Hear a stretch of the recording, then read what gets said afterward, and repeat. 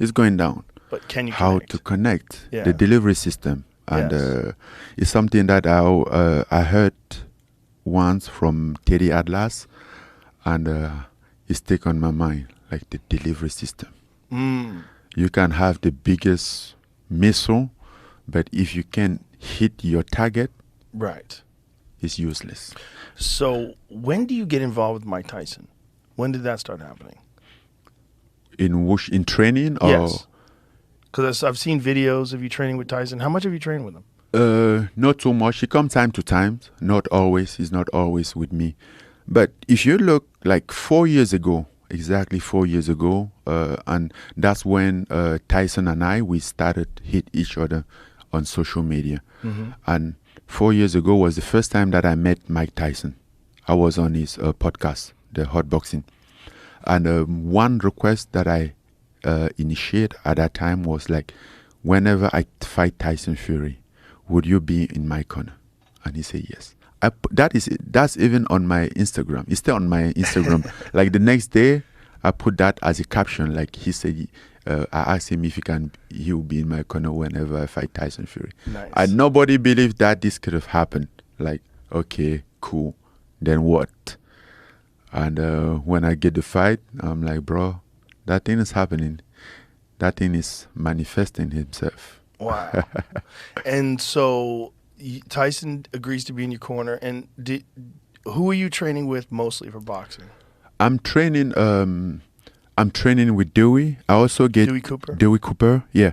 I also get this guy from France named John Bumba that I used to work with him.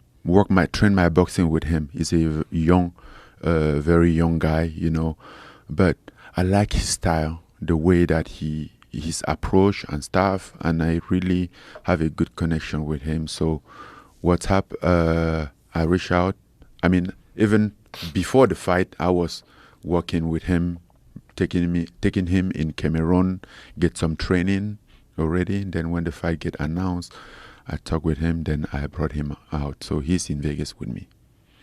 And so you started your journey in martial arts. You initially wanted to be a boxer. Yes. And then when you went to an MMA gym, they convinced you to fight MMA. When I went to France. Right. Yeah.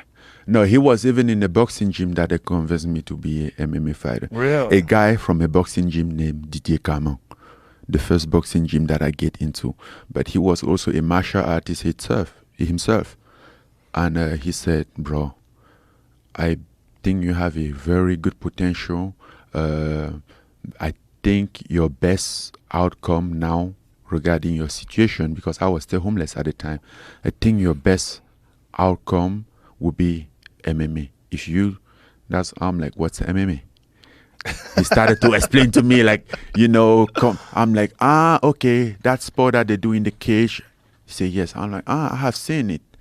He said, if you train some takedown defense and jiu-jitsu, what is jiu-jitsu? He started to explain. I think you're going to be a UFC champion one day. What is UFC? And how old were you when this was happening? 27. That was in 2013. It's so crazy that June 2013. People don't understand that you started this journey as an MMA fighter so late in your life compared to most. Like a lot of these guys, they're training when they're 14, 15 years old. They're in MMA gyms and having amateur fights. Yeah, and I forced my way into a MMA, and that's why there was a lot of things that I didn't understand properly. I didn't learn as a athlete growing up, and until I get to a Stipe fight, the first Stipe fight. Man, that Stipe fight taught me a lot about combat sport. Yeah. After that fight, I was at the press conference and telling people I think I have learned more in this fight, because here I've been almost just 4 years and a half since I've been doing, but not even 4 years and a half since I've been doing MMA when I first Stipe the first time. Yeah, and I said I learned tonight I learned more than I have learned in the past 4 years in this game, and I think people didn't understand, but I meant it. Well, you certainly showed it in the rematch. Rematch. And Daniel Cormier pointed it out. He said, patient, Francis. You were patient in the second fight. You didn't just rush out and try to take him out in the first round. Much more dangerous. Yeah, because all my previous fight before Stipe, I wasn't rushing on anybody. What about Rosenstrike? You kind of rushed him.